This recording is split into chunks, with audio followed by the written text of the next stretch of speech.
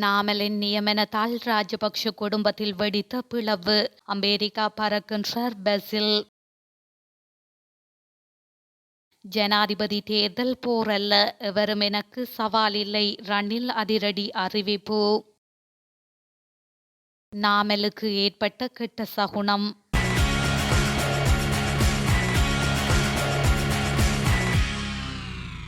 எதிர்வரும் ஜனாதிபதி தேர்தலில் ஸ்ரீலங்கா பொதுஜன பெரமுனவின் ஜனாதிபதி வேட்பாளராக நாடாளுமன்ற உறுப்பினர் நாமல் ராஜபக்ஷ நியமிக்கப்பட்டுள்ளார். பத்தரமுல்லை நெலும் மாவட்டத்தில் அமைந்துள்ள ஸ்ரீலங்கா பொதுஜன பெரமுன கட்சியின் தலைமையகத்தில் இடம்பெற்ற நிகழ்விலேயே அவர் பெயர் அறிவிக்கப்பட்டது. இது தொடர்பான நிகழ்வை கட்சி தலைமையகம் நேரடியாக ஒளிபரப்பிக் கொண்டிருந்த போது வேட்பாளர் பெயர் அறிவிக்கப்பட்டதும் நேரடி ஒளிபரப்பு தடைப்பட்டதாக கொழும்பு ஊடகம் ஒன்று தெரிவித்துள்ளது. இதேவேளை மொட்டுவின் ஜனாதிபதி வேட்பாளராக நாமல் ராஜபக்ஷ நியமிக்கப்பட்டுள்ள நிலையில் அந்த கட்சியின் அமைச்சர்களிடமிருந்து வாழ்த்து செய்திகள் குவிந்து வருவதாக தெரிவிக்கப்படுகின்றது. ஜனாதிபதியுடன் இருக்கும் மொட்டு பிரதமர் கூட நாமல் ராஜபக்ஷவை அழைத்து வாழ்த்து தெரிவித்தமை விசேட நிகழ்வாகும். ஸ்ரீலங்கா பொதுஜன பெரமுனவின் ஸ்தாபகர் பசில் ராஜபக்ஷ அடுத்து வரும் சில தினங்களில் அமெரிக்காவிற்கு திரும்ப உள்ளதாக தகவல்கள் தெரிவிக்கின்றன. பொதுஜன பெரமுனவின் ஜனாதிபதி வேட்பாளராக தம்மை முன்னிறுத்துவதற்கு நாமல் ராஜபக்ஷ எடுத்த தீர்மானத்தை அடுத்து அவர் மேற்கண்ட முடிவை எடுத்துள்ளதாக தென்னிலங்கை தகவல்கள் தெரிவிக்கின்றன.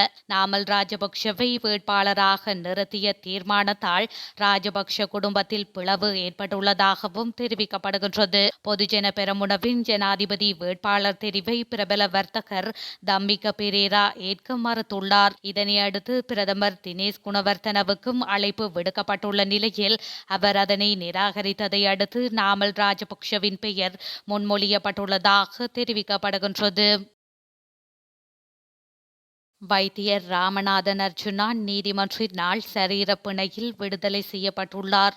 குறித்த தீர்ப்பானது இன்று மன்னார் நீதவான் நீதிமன்றினால் வழங்கப்பட்டுள்ளது. மன்னார் வைத்தியசாலைக்குள் கடந்த வெள்ளிக்கிழமை இரவு அத்துமீறி நுழைந்து கடமைகளுக்கு இடையூறு ஏற்படுத்தியதாக அவருக்கு எதிராக முறைப்பாடு செய்யப்பட்டிருந்தது. கடமையில் இருந்த வைத்தியர்கள் மற்றும் வைத்தியசாலை பணியாளர்களை அச்சுறுத்தும் வகையில் நடந்து கொண்டமை உள்ளிட்ட குற்றச்சாட்டுக்களை சுமத்தி வைத்திய சாலை நிர்வாகம் அவருக்கு எதிராக முறைப்பாடு செய்திருந்தது. முறைப்பாட்டின் பிரகாரம் விசாரணைகளை முன்னெடுத்த காவல்துறையினர் கடந்த சனிக்கிழமை வைத்தியர் ராமநாதன் அர்ஜுனாவை கைது செய்தனர். இதனையடுத்து நீதவான் முன்னிலையில் முற்படுத்திய வேளை வைத்தியரை எதிர்வரும் 7ஆம் திகதி வரையில் விளக்கமறியலில் வைக்குமாறு உத்தரவிட்டிருந்தார். இந்த நிலையில் வைத்தியர் அர்ஜுனா இன்று மன்னார் நீதிமன்றத்திற்கு அழைத்து வரப்பட்டிருந்த நிலையில் நீதிபதியால் 2 சரீர பிணையில் செல்ல உத்தரவிடப்பட்டுள்ளமை குறிப்பிடத்தக்கது.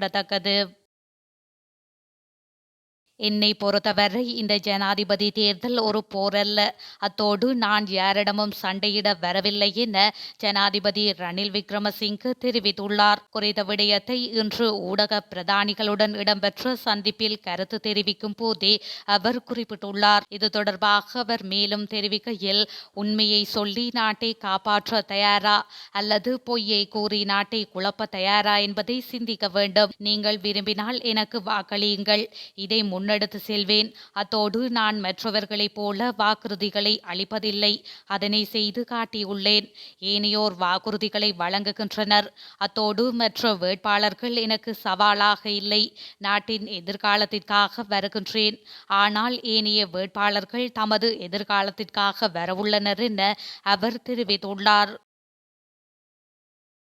ஸ்ரீலங்கா பொதுஜன பெரமுனவின் ஜனாதிபதி வேட்பாளர் நாமல் ராஜபக்ஷ கட்சியிலிருந்து விலகியவர்களை மீண்டும் கட்சிக்கு வருமாறு அழைப்பு விடுத்துள்ளார். ஜனாதிபதி வேட்பாளரை நியமிக்கும் வைபவம் கொழும்பு நெலும் மாவட்டத்தில் அமைந்துள்ள கட்சியின் தலைமையகத்தில் இன்று இடம்பெற்ற பின்னர் ஊடகங்களுக்கு கருத்து தெரிவிக்கும் போதே அவர் இதனை தெரிவித்துள்ளார். இந்த சவாலான நேரத்தில் என்னை நம்பி இந்த பொறுப்பை ஒப்படைத்த கட்சியின் அரசியல் குழு மற்றும் கட்சி உறுப்பினர்களுக்கு நான் குறிப்பாக நன்றி தெரிவிக்க விரும்புகின்றேன். சவால்களை எதிர்கொள்ள நாங்கள் தயாராக இருக்கின்றோம். சவால்கள் இருக்கும்போதுதான் இளைஞர்கள் தலைமைக்கு தேவைப்படுகின்றார்கள்.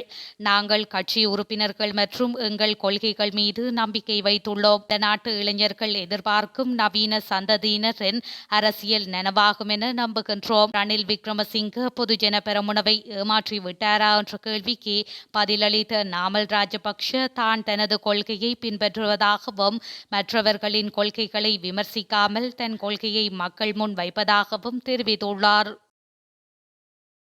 ஐக்கிய மக்கள் சக்தியின் தலைவர் சஜித் பிரேமதாச தலைமையில் அமையும் அரசாங்கத்தில் யார் பிரதமர் என்பது குறித்த அறிவிப்பு வெளியாகியுள்ளது. எதிர்வரும் ஜனாதிபதி தேர்தலில் சஜித் தரப்பு வெற்றியீட்டினால் பிரதமர் பதவி ரஞ்சித் மத்தும பண்டாரவிற்கு வழங்கப்படும் என தெரிவிக்கப்பட்டுள்ளது. ஐக்கிய மக்கள் சக்தியின் பொதுச் செயலாளராக ரஞ்சித் மத்தும பண்டார கடமையாற்றி வருகின்றார். ரஞ்சித் மத்தும பண்டாரவின் தேர்தல் தொகுதியான மொனராகலை மாவட்டத்தை சேர்ந்த கட்சி ஆதரவாளர்கள் இந்த விடயம் பற்றி தெரிவித்துள்ளனர். இதேவேளை ஏனைய கட்சிகள் தங்களது அரசாங்கத்தின் பிரதமர் யார் என்பது பற்றிய பேச்சுக்களை இதுவரையில் முன்னெடுக்கவில்லை என்பதும் குறிப்பிடத்தக்கது.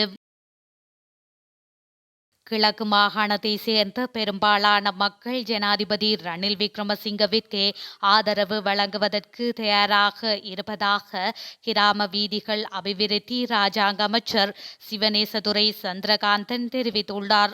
ஜனாதிபதி ஊடக மையத்தில் நேற்று இடம்பெற்ற ஊடகவியலாளர் சந்திப்பின் போதே இதனை அவர் குறிப்பிட்டுள்ளார். அவர் தொடர்ந்தும் தெரிவிக்கையில், ஜனாதிபதி தேர்தல் தொடர்பில் சில அரசியல் கட்சிகளில் இன்னும் தடுமாற்றங்கள் காணப்படுகின்றன. அவர்களும் சிறுபான்மை கட்சி என்ற அடிப்படையில் ஒரு இணக்கப்பாட்டிற்கு வந்தால் எதிர்வரும் ஜனாதிபதி தேர்தலில் ரணில் விக்ரமசிங்கவிற்கு பெருமளவான வெற்றி கிடைக்கும் என்றும் அவர் சுட்டிக்காட்டியுள்ளார்.